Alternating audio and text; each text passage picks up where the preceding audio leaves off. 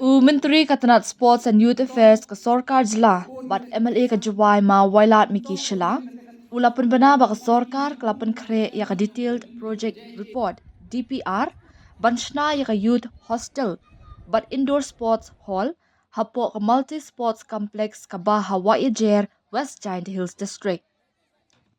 Ya kani uma Wailat Miki Shila, ulapun bana habakren kum ukongsan ha ka final jong ka limpung ka First Division Football Tournament Hajan Shila Memorial Trophy. Balapenya da ka Thalasken Sports Association TSA, Hamadan Multi Sports Complex Waejer ha ka Arpusau Trik Daiwing. Hapo ka jingalam jong UMLE ka than mas nga balang dhar,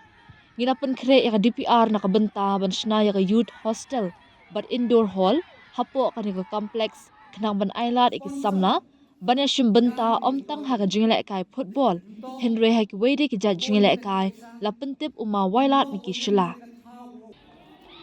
Ka jing don jong kaniga madan kalong shisha ka jingger kui kisamna don sap jong kathan, Henry ngim kwa ba kaniga madan kan kutang kumni laong uma wailat miki shila, but upentip ru baladap ban kot tender praklur tingka, nakabenta ban penyeng ki floodlight kenang ba anla ban pelong ki jingile kai wat hakapor menmin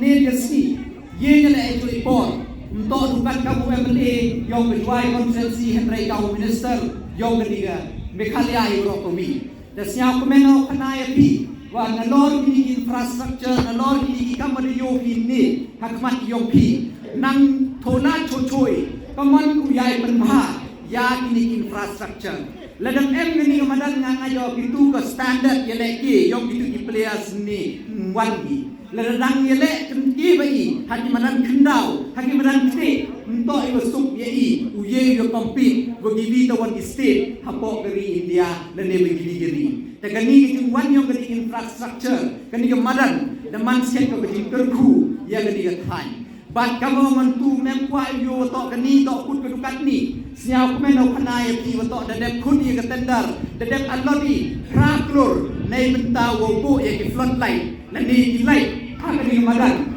nang to dukat ai mit